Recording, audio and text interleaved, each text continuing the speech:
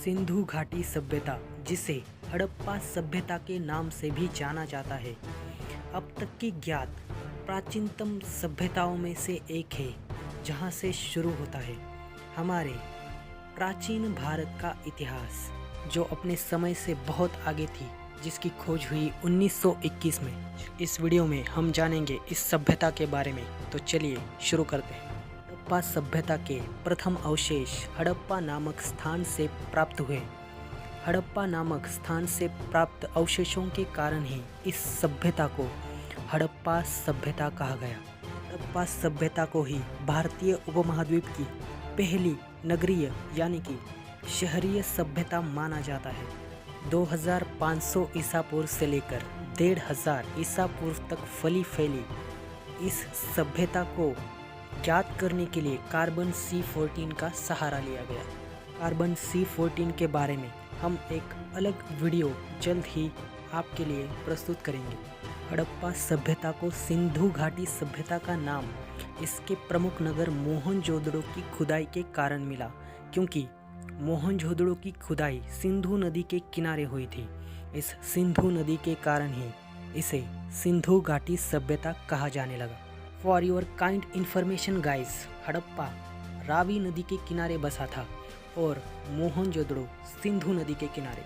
सिंधु घाटी सभ्यता का विस्तार उत्तर में जम्मू से लेकर दक्षिण में नर्मदा के किनारे तक और पश्चिम में बलूचिस्तान के मकरान समुद्र तट से लेकर उत्तर पूर्व में मेरठ तक था।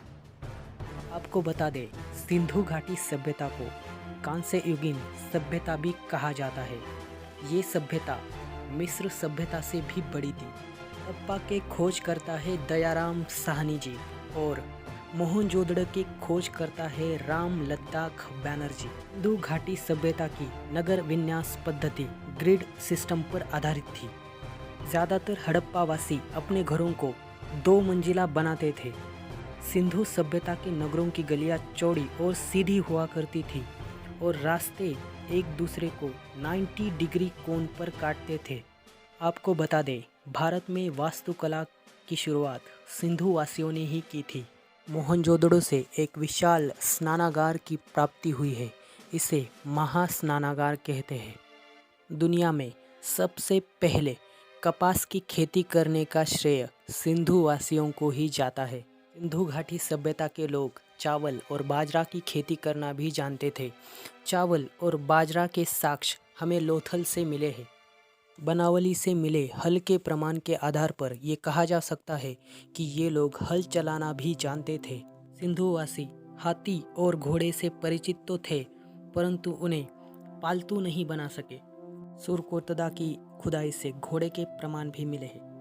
सिंधु वासियों को गेंडा, बंदर, भालू आदि जंगली जानवरों का ज्ञान था, परंतु जंगल के राजा शेर को नहीं जानते थे। ये लोग वस्तु विनिमय के आधार पर सारा लेन देन करते थे, आज की तरह कागजी पैसों पर नहीं। सिंधु सभ्यता के लोग अन्य संस्कृति के लोगों के साथ भी व्यापार करते थे। सिंधु सभ्यता के लोग तांबा, चांदी, सोना, शीशा आदि का व्यापार करते थे। ये लोग अफगानिस्तान, ईरान, दक्षिण भारत तक व्यापार किया करते थे।